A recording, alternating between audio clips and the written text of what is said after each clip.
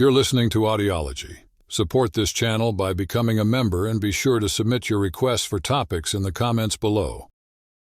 In 1823, under the Treaty of Moultrie Creek, the Seminole people gave up their land claims in Florida in exchange for a reservation in the middle of the Florida Peninsula, along with promised payments, supplies, and services from the U.S. government for 20 years. However, with Andrew Jackson becoming president in 1828 and the passing of the Indian Removal Act by Congress in 1830, there was a push to move all Native Americans to the west of the Mississippi River. The U.S. Department of War, aiming to relocate the Seminoles, tasked James Gadsden with negotiating a new agreement. In spring 1832, Seminole leaders were gathered at Payne's Landing on the Ocklawaha River for this purpose. These talks were shrouded in secrecy, with no official records or detailed accounts of what was discussed, which later became a source of contention.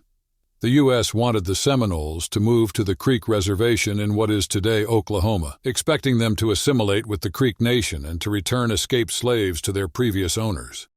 However, the Seminoles found none of these conditions acceptable. They had been told the climate in Oklahoma was harsher than in Florida, and they didn't see themselves as part of the Creek Nation. Despite historical connections, the Seminole people, including groups like the Choctaw, Yamasees, and Uchis, felt distinct from the Creeks. Additionally, escaped slaves living among the Seminoles were often treated more humanely, with many becoming integrated into Seminole society through marriage and leadership, contrasting sharply with the demands made by the U.S. government. Under the Payne's Landing Treaty, the Seminoles were told they would need to relocate west if the new land turned out to be suitable. So, in October 1832, a group of 7 Seminole chiefs set out to inspect this potential new home. After spending a few months checking out the land and talking to the Creeks who were already living there, these chiefs signed a statement on March 28, 1833, at Fort Gibson in the Arkansas Territory. This statement, also known as the Treaty of Fort Gibson, declared the land suitable. However, when they got back to Florida, things took a turn. Most of the chiefs backpedaled, saying they either did not sign the statement, were forced into signing it, or that they simply did not have the authority to make such a big decision on behalf of all the Seminole tribes and bands living on the reservation. Even some U.S. Army officers noticed something was off, pointing out that the chiefs seemed to have been pressured or tricked into agreeing. Moreover, there is evidence suggesting the treaty's wording was deliberately tricky. Now, before all this, after 1823, some Seminole villages had been allowed to remain near the Apalachicola River, while the rest were pushed onto the new reservation. But then, Gadsden managed to convince these chiefs to move west in 1834. Eventually, the United States Senate gave the thumbs up to the Treaty of Payne's Landing in April 1834, sealing the deal.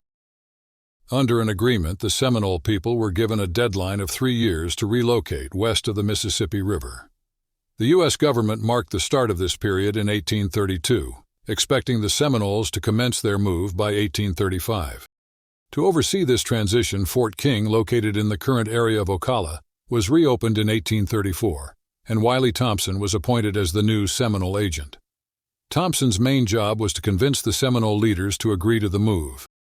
In October 1834, he gathered the chiefs at Fort King to discuss the relocation. However, the Seminole leaders made it clear to Thompson that they had no plans to relocate, disputing the legitimacy of the Treaty of Payne's Landing. In response, Thompson sought more support at Fort King and Fort Brooke after observing the Seminoles making significant purchases of gunpowder and lead.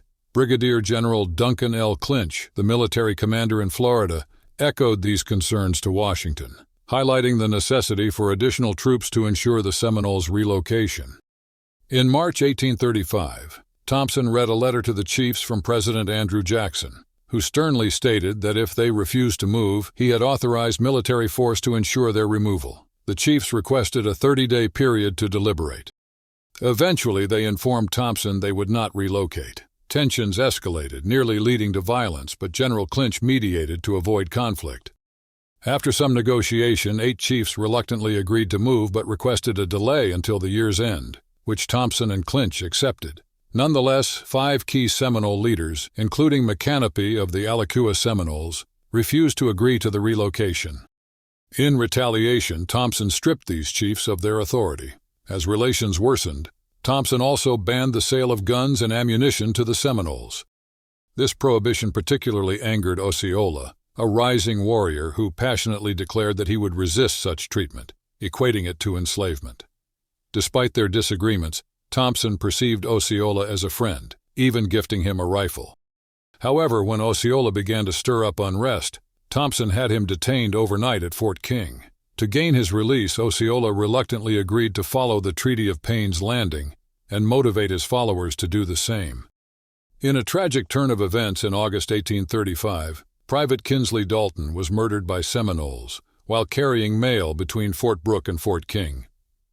Later in November, Chief Charlie Amathla, who sought peace by relocating, was intercepted and killed by Osceola for what was seen as treason by other Seminoles. These tensions culminated in December with the beginning of the Second Seminole War, marked by the Dade Massacre and the killing of Wiley Thompson and 6 others by Osceola and his men at Fort King. Thanks for watching. Share your thoughts in the comments and subscribe for more content.